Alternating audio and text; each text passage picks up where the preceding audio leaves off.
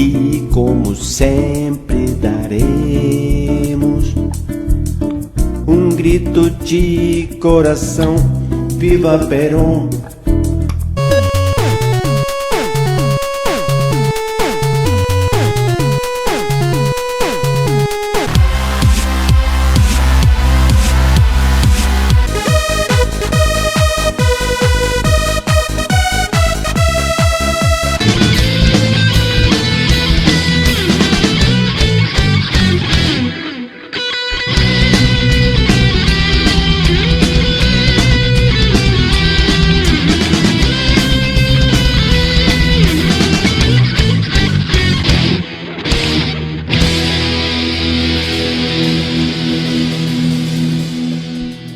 Sexto y último video de la unidad número 5, y aquí analizaremos todo el proceso por el cual la oposición se consolida, se fortalece y termina por impulsar el tercer golpe de Estado en septiembre de 1955 que derrocará a Juan Domingo Perón de su segundo gobierno. Y antes de comenzar quiero advertirles lo siguiente: este va a ser un video, por decirlo de alguna manera, fuerte. ¿Por qué?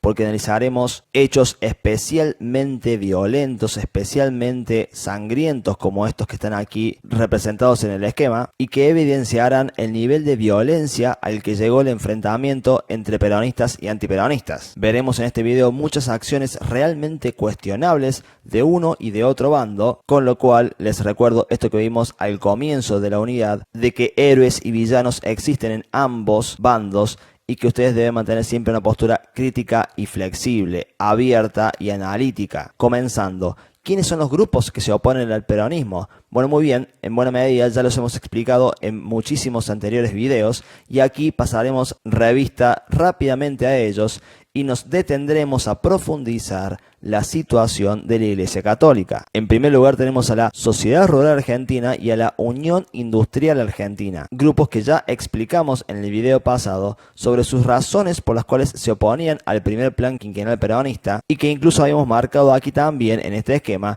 que se oponían al peronismo básicamente porque no querían ni colaborar con la redistribución de la riqueza que implicaba la justicia social, ni tampoco aceptaban el creciente poder de los sindicatos a través de sus comisiones internas, las que por supuesto les permitían a los obreros reclamar más eficientemente en contra de sus patrones, en contra de estas entidades precisamente, que son las que agrupan a las clases sociales más ricas del país. Otro grupo también opositor al peronismo es el de las pequeñas burguesías, lo que hemos dado en llamar la clase media, que rechazaba el peronismo, entre otras razones, porque el peronismo intervino en las universidades, negando así la libertad de cátedra y la autonomía universitaria propias de la reforma universitaria, y también estos miembros de la clase media rechazaban las políticas de justicia social porque entendían que éstas beneficiaban excesivamente a los trabajadores y que el Estado no debía ayudar a los sectores más pobres para que estos mejoraran su situación social, sino que el progreso de cada persona debía ser fruto del propio esfuerzo, del propio mérito. En otras palabras, y para ponerlo más simple, es esa idea que ustedes seguramente habrán escuchado de que todo lo que tengo me lo conseguí con mi propio esfuerzo, me lo conseguí trabajando, a mí nadie me dio nada. Detalle a tener en cuenta: mientras afirman que el éxito de las personas depende siempre de su propio esfuerzo, también envían a sus hijos a las universidades públicas, estas que lograron abrirse gracias a la reforma universitaria, como vimos allá por la unidad número 3 durante la primera presidencia de Irigoyen, y que precisamente el peronismo había intervenido autoritariamente para fijar allí siempre directivos integrantes del partido peronista. El punto aquí no es solamente criticar esta idea meritocrática de la clase media, sino más que nada señalar las importantes contradicciones que atraviesan a este grupo y también, en términos generales, a varios grupos. Nosotros dijimos también en otros videos que el peronismo, por ser camaleónico, por cambiar mucho en sus políticas, entraba en múltiples contradicciones, pero lo cierto es que también esta regla puede aplicársele a varios sectores del antiperonismo. También podemos hablar de los partidos políticos opositores: la Unión Cívica Radical, los conservadores, los comunistas y los socialistas. Así lo planteamos en su momento cuando hablamos de los comunistas, los radicales antipersonalistas y los conservadores en este mismo esquema. Detalle a tener en cuenta. Aquí he puesto la Unión Cívica Radical porque esta división entre antipersonalistas e irigoyenistas o personalistas, luego de la aparición del peronismo, pierde sentido. ¿Por qué esto? Porque los radicales irigoyenistas o personalistas, como les veníamos diciendo, estos radicales que estaban en forja, se van a incorporar plenamente al peronismo y van a ser directamente llamados peronistas. Los conservadores, por su parte, como así lo marcamos aquí, se oponen al peronismo básicamente porque siguen pensando en términos de civilización y barbarie y por ende les parece inaceptable que los trabajadores, la barbarie, gane tanta importancia en el espacio público y que los sindicatos, la herramienta política y social de los trabajadores, tengan tanto poder. Comunistas y socialistas, por su parte, permanecen en la vereda de enfrente del peronismo, no solo porque el peronismo es anticomunista, como ya lo explicamos bastante, sino porque aunque los comunistas y socialistas acepten las políticas de justicia social, discuten muchísimo con esta idea que tiene el peronismo de que los obreros siempre deben ser obedientes al gobierno peronista. Recordemos aquel hecho de las huelgas de ferroviarios que eran por supuesto viejos obreros que hicieron paros y marchas en contra del gobierno peronista para reclamar mejores salarios, huelga que la propia Evita no pudo aplacar, no pudo apaciguar y que terminó siendo reprimida por el propio gobierno peronista, bajo esta idea de que el peronismo no acepta, como bien indicamos aquí, que los obreros protesten en contra del gobierno. Comunistas y socialistas precisamente se quejan de esta imposibilidad de los obreros de protestar en contra del gobierno, de reclamarle al gobierno. También el peronismo cuenta con la oposición de Estados Unidos e Inglaterra y por supuesto del capital internacional de las grandes empresas. Y aquí quiero destacar lo siguiente: hay que empezar a darle mucho más importancia a los Estados Unidos que a Inglaterra. ¿Y esto por qué? Porque una vez que termine la Segunda Guerra Mundial y comience la Guerra Fría, Estados Unidos se convertirá en una potencia mucho más poderosa que Inglaterra y su capacidad de influencia sobre Latinoamérica será muchísimo mayor. Nosotros habíamos planteado ya allá por la unidad número 3 en la primera presidencia de Irigoyen que el capital estadounidense había ingresado a nuestra economía y que la presencia de este capital estadounidense será cada vez mayor conforme avance el tiempo. Ya para 1955, que es el hecho que estamos tratando de analizar ahora, el del tercer golpe de Estado, la presencia del capital internacional norteamericano es mucho mayor que la del capital internacional inglés. En otras palabras, para este momento, la mayoría del capital internacional es capital estadounidense. Y a pesar de que este capital había logrado unos contratos petroleros realmente favorables gracias a la apertura de las inversiones extranjeras que explicamos en el video pasado sobre el segundo plan quinquenal, ciertamente este capital internacional y los propios Estados Unidos no están de acuerdo con esta idea de superar la división internacional del trabajo. Como ya lo hemos dicho varias veces, los Estados Unidos y el capital internacional no quieren que la Argentina rompa con la dependencia que existe precisamente entre la periferia y el centro, como lo explicamos allá al comienzo del año en la unidad número 2. Por otra parte, también en las Fuerzas Armadas se ha desarrollado un importante sentimiento antiperonista. Las Fuerzas Armadas, tanto en el ejército como en la aviación, como en la marina, pero sobre todo en la marina, que es el sector más antiperonista de las tres fuerzas, se ha desarrollado un fuerte rechazo en contra del peronismo. Y este rechazo está guiado por dos ideologías que ya hemos conocido y ya hemos explicado: el nacionalismo autoritario y el liberalismo conservador. En otras palabras, estamos hablando de esta ideología y de esta otra. Hay que decir al respecto que la mayoría de los miembros de las Fuerzas Armadas que son antiperonistas pertenecen a esta tendencia en vez de esta. Pero esto es un tema que más bien abordaremos en la próxima unidad y no lo profundizaremos tanto aquí para que no nos mareemos con tanta información. Sin embargo, el actor político más importante dentro del antiperonismo es la Iglesia Católica. La Iglesia Católica es claramente el más fuerte, el que más influencia tuvo en la sociedad de todos estos actores, y es quien terminará por unificar a todo el bloque antiperonista en torno al objetivo de vencer al peronismo. Ahora bien, ¿qué pasó con la Iglesia Católica? Porque, como nosotros vimos en este esquema, la Iglesia Católica pertenecía a las filas del peronismo, y de hecho el peronismo, para garantizarse el apoyo de la Iglesia Católica, había establecido la educación, por supuesto católica, Católica obligatoria en todas las escuelas del país. A la vez habíamos planteado también desde un comienzo que el peronismo era profundamente católico y de hecho no faltaban las comparaciones que señalaban que la justicia social no es sino una forma de solidaridad cristiana. Esto es, que si los que están mejor ayudan a los de abajo, entonces estamos hablando de una suerte de solidaridad entre cristianos. Bueno, muy bien, aunque la Iglesia Católica haya pertenecido al peronismo,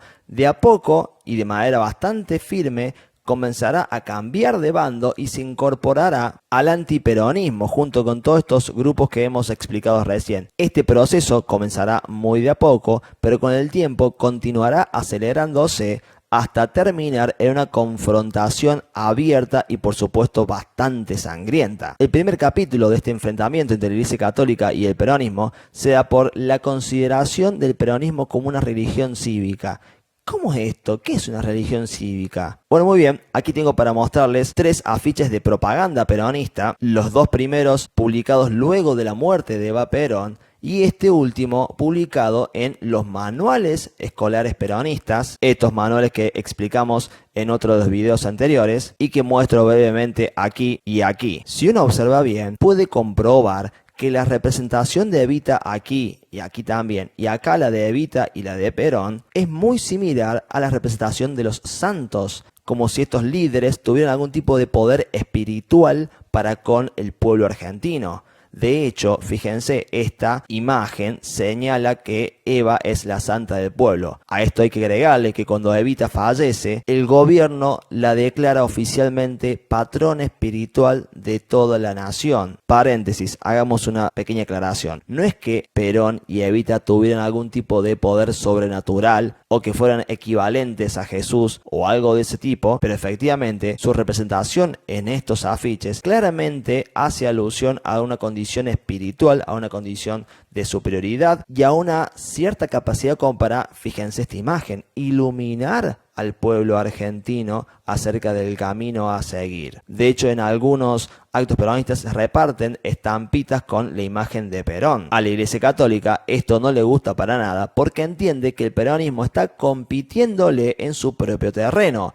Entiende la Iglesia Católica que ellos y solo ellos pueden ocuparse de los asuntos espirituales y religiosos del pueblo argentino y que el peronismo está invadiéndole su terreno. Y antes de continuar quiero hacer otra aclaración más. Estamos hablando del año 1955. Esto es del final del segundo gobierno peronista, pero básicamente de las décadas del 40 y del 50, décadas en donde la población argentina es profundamente católica, es profundamente practicante, porque los católicos en este periodo asisten regularmente a misa, reciben los sacramentos y suelen acatar las indicaciones que la Iglesia Católica, que los curas les dan. Con lo cual, la influencia social y política que tiene la Iglesia Católica es importantísima. Es mucho más importante que la que tiene hoy en día. Yo con esto no quiero señalar que esta situación es incorrecta o correcta. No quiero criticarla ni defenderla, pero sí señalar una cuestión evidente. La Iglesia Católica en estos años, en los años de la década del 40 y del 50, tiene muchísimo más poder, muchísima más influencia social, política y cultural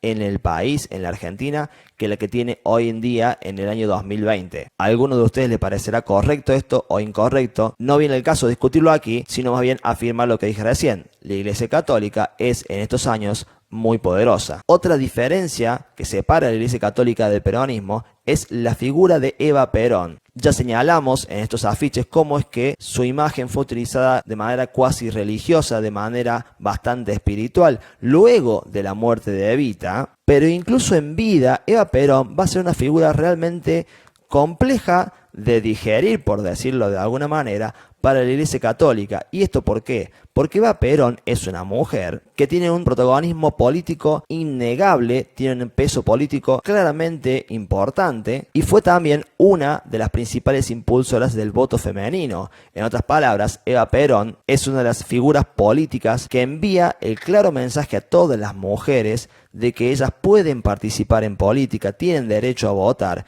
y que no tienen que vivir solamente para acompañar a sus maridos, quedarse en sus casas y criar a sus hijos. En otras palabras, la figura de Eva Perón y el derecho al voto femenino se contraponen con la idea tradicional, conservadora, de familia que tiene la Iglesia Católica. La Iglesia Católica entiende que las mujeres tienen como principal rol el ser madres y ocuparse de las tareas del hogar. Otra vez, no voy a decir que esto es correcto o incorrecto, pero sí voy a señalar que existe un importante contrapunto, un importante desacuerdo entre el peronismo y la Iglesia Católica sobre este punto. Además, hay que mencionar otra situación muy personal de Eva Perón. Eva Perón es fruto de una relación extramatrimonial. Ella misma es, como se le dice en la época, una hija ilegítima.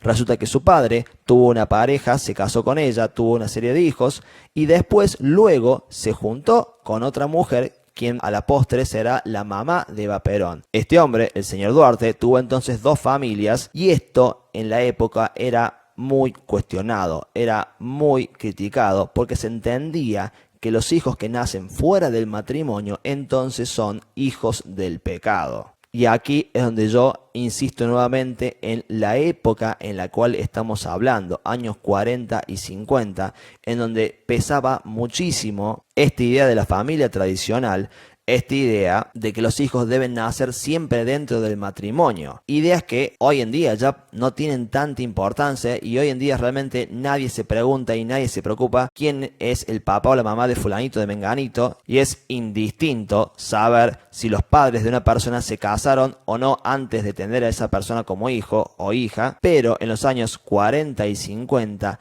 esto no es así. La familia tradicional, papá y mamá casados en santo matrimonio, es la regla más común y los hijos extramatrimoniales, los hijos entre comillas del pecado, como se le decía en ese momento, son fuertemente condenados. Eva Perón precisamente arrastra toda su vida ese estigma de ser la hija ilegítima, algo que por supuesto ella no eligió nacer en esas condiciones, aun cuando nosotros consideramos que esas condiciones son malas, algo que por supuesto es muy discutible, pero que está claro que Eva Perón no tiene nada que ver, ella no eligió la familia en la cual le tocó nacer. De todas formas, para la Iglesia sigue siendo cuestionable que una mujer hija legítima haya adquirido tanta relevancia, tanta importancia social. Hasta aquí podemos observar que existen diferencias de criterio que han comenzado a separar a la Iglesia Católica de su alianza con el peronismo. Sin embargo, la cosa se va a poner muchísimo más peluda cuando el peronismo reaccione. ¿Y por qué digo que reacciona? Porque el peronismo en este momento adopta una actitud confrontativa. Esto es, cuando el peronismo se siente desafiado, se siente discutido por la Iglesia Católica, el peronismo no se echa atrás, no da el brazo a torcer, no se va al mazo, como se dice en el barrio, sino que canta retruco y juega más fuerte. ¿Y cómo juega más fuerte? Básicamente expulsa a aquellos curas opositores que aprovechan las misas o los momentos en los cuales se pueden expresar públicamente para discutir el peronismo. Cada vez que un sacerdote cuestione al peronismo como una religión cívica o cuestione la figura de Eva Perón antes o después de la muerte de Eva Perón, el peronismo expulsará a esos curas del país. Esto obviamente no calma los ánimos, sino que profundiza la separación entre la Iglesia Católica y el peronismo, y en este punto la Iglesia Católica ya ha cambiado de bando, ya forma parte de la oposición, y el peronismo continúa con su política de confrontación. Tanto es así que el peronismo terminará por impulsar, sancionar y promulgar 3 leyes que apuntarán a reducir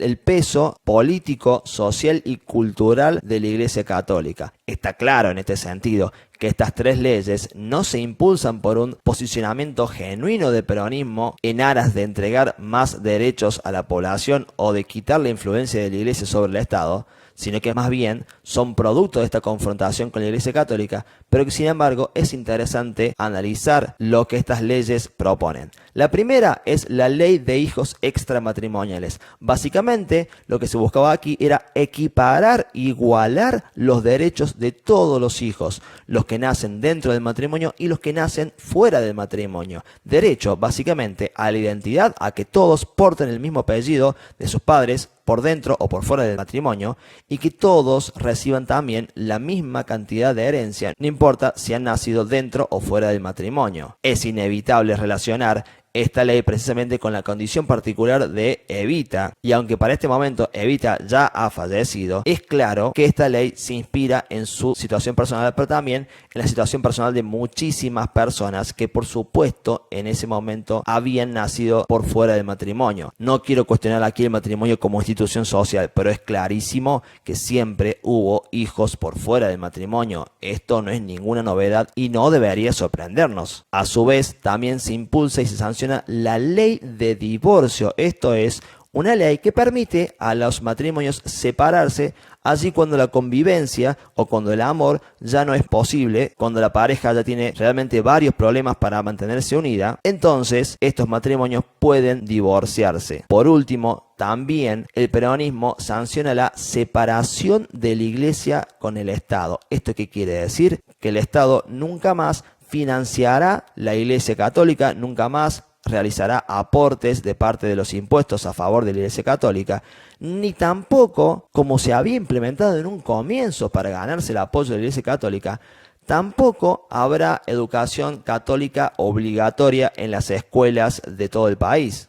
Estas tres leyes, por supuesto que son muy rechazadas por la Iglesia Católica, pero también son rechazadas por los conservadores, por los nacionalistas, que son profundamente católicos, y también por supuesto por los miembros de los partidos conservadores, dado que estos tres grupos, y también las Fuerzas Armadas por supuesto, consideran que todo buen argentino es católico, y como católico que es, tenemos que obedecer las ideas de la Iglesia Católica. Como se ve, la confrontación con la Iglesia Católica ha llegado a un punto de prácticamente no retorno. Claramente la Iglesia Católica se ha convertido en un enemigo del peronismo y el peronismo se ha convertido en un enemigo de la Iglesia Católica. A partir de este momento, una vez que se sancionen estas tres leyes y se expulsen a los curas opositores, la Iglesia Católica se unirá con el resto de los sectores antiperonistas y comenzará a coordinar las acciones que terminarán al fin en el tercer golpe de Estado. Pero antes de este golpe de Estado va a haber un primer intento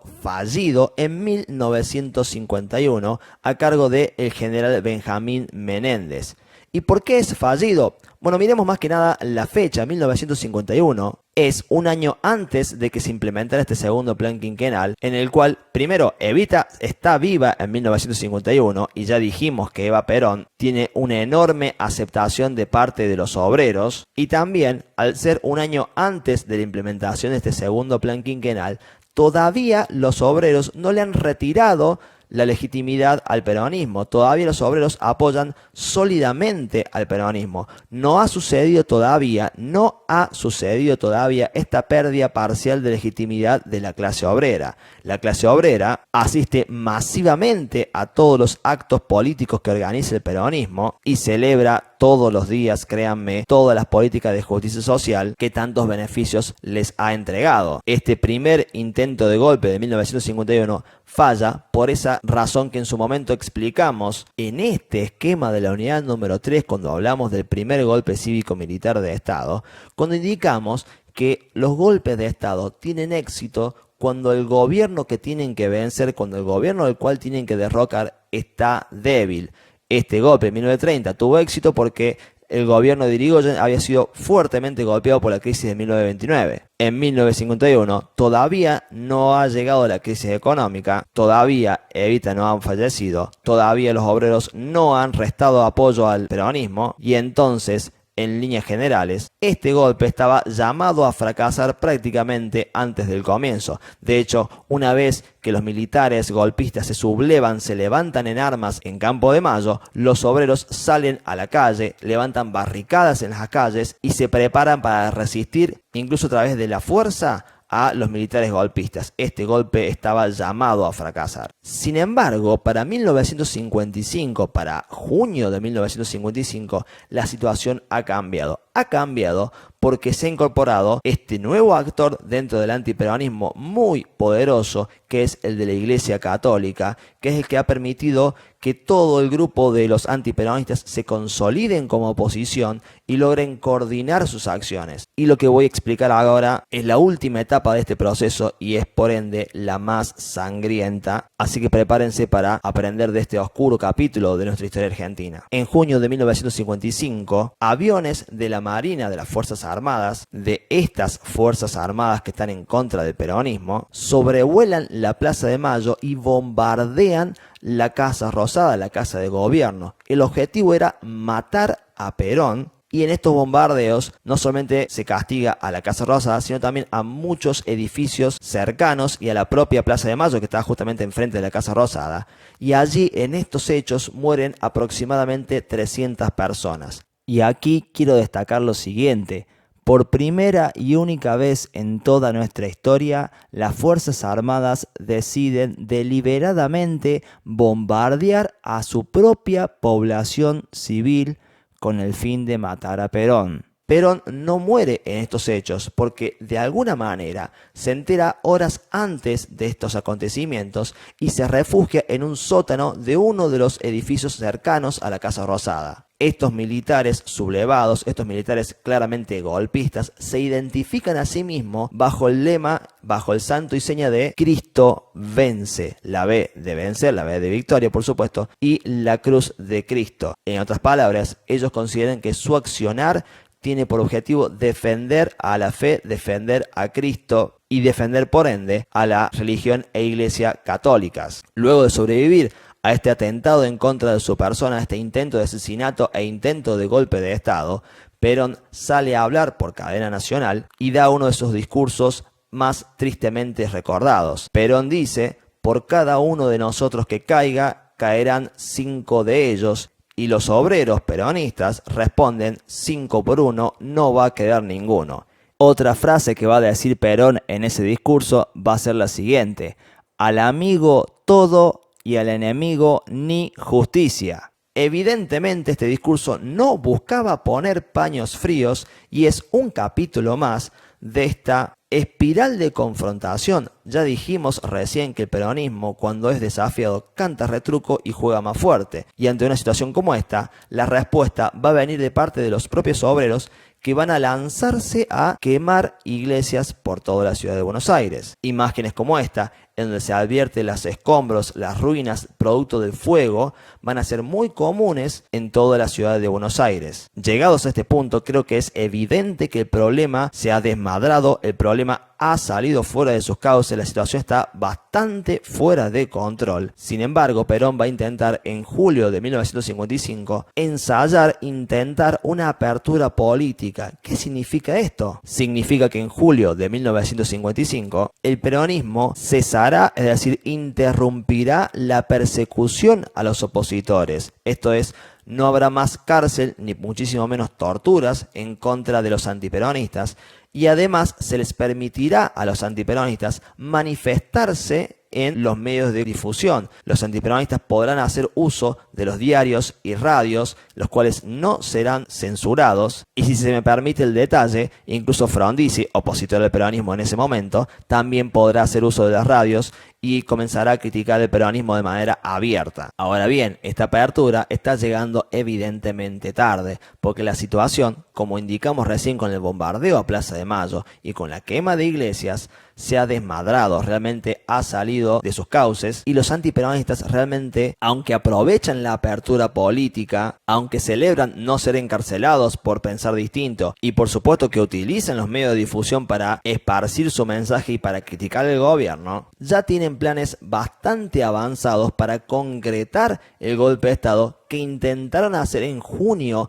de 1955 y que terminarán por concretar ya últimamente en septiembre de 1955. Menciono y explico esta apertura política tardía por supuesto, para acercarles a ustedes una discusión que hoy tienen varios historiadores, que es la siguiente: ¿qué hubiera pasado si el peronismo implementaba esta apertura política, si paraba la pelota, pisaba el fulbito, como se dice en el barrio, y ensayaba esta apertura política? No les digo que en julio de 1955, sino mucho más antes. Si lo hubiera intentado un año antes, 2 años antes, 3 años, 4, etcétera, etcétera. Bueno, evidentemente yo no puedo responder de manera científica a esta pregunta, porque en historia siempre todo lo que afirmamos lo hacemos en base a evidencia. Y por lo tanto es imposible que yo les diga qué hubiera pasado si el peronismo implementaba esta apertura política mucho más antes. Básicamente porque no tenemos evidencia para algo que no sucedió. De todas formas, esta apertura fracasa básicamente porque ya es muy tardía. Ya para este momento los antiperonistas tienen avanzadísimos planes para realizar otra sublevación, otro levantamiento, es decir, otro golpe de Estado, mucho más efectivo que este de 1951, por supuesto, pero también mucho más efectivo que este de junio de 1955. Justamente, en septiembre de 1955, buena parte de las Fuerzas Armadas, bajo el liderazgo de los generales Eduardo Lonardi, Isaac Rojas y también en un segundo plano, el de Pedro Eugenio Aramburu, se levantan en armas en contra del gobierno para derrocarlo por la fuerza. No vamos a discutir aquí las figuras de Lonardi, Rojas y Aramburu, porque esto lo haremos por supuesto en la próxima unidad. Sin embargo, quería mencionar a estos tres generales porque su importancia política va a ser muy grande en el periodo siguiente. Continuando, las fuerzas golpistas van a combatir en contra de los militares que todavía son leales a Perón, los militares que todavía obedecen a Perón, y estos combates se van a prolongar por más o menos una semana.